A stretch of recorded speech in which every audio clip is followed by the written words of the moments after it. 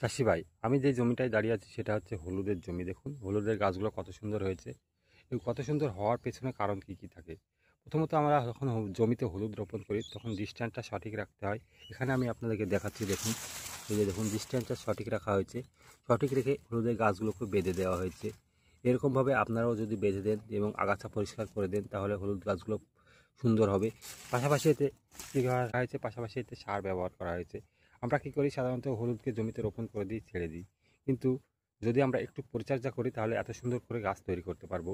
এর জন্য যে সমস্ত সারগুলো ব্যবহার করা হয়েছে এখানে সাধারণত 10-26-26 সার ব্যবহার করা হয়েছে।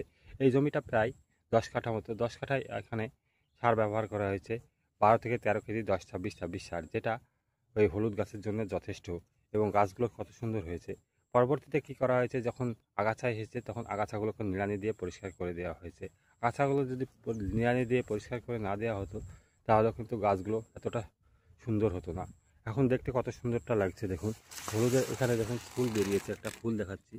এই যে ফুল, এই ফুল থেকে সাধারণত হলুদ হয় না। হলুদের জন্য আমাদেরকে কী করতে হয়, হলুদের যে সমস্ত হলুদগুলো ছড়িয়ে নিয়ে একটা জড় থাকে, সেই জড়টাকে জমিতে বসিয়ে দিতে হয়। এটাকে এঁটে বলে। এই এঁটেটা জমিতে রোপণ করতে হয়। আপনাদের ওখানে কি বলে সেটা আমাকে কমেন্ট বক্সে লিখে জানাবেন। আর এই হলুদ যদি আপনারা চাষ করেন অল্প খরচে ভালো পয়সা কামানো যাবে। মার্কেটে এর চাহিদাও ভালো থাকে এবং তরকারিতে প্রায় সমস্ত রকম তরকারিতে এই হলুদ ব্যবহার যায়। এছাড়া হলুদকে যদি আমরা ছত্রাকনাশক হিসাবে ব্যবহার করে থাকি তাহলেও খুব ভালো কাজে লাগে।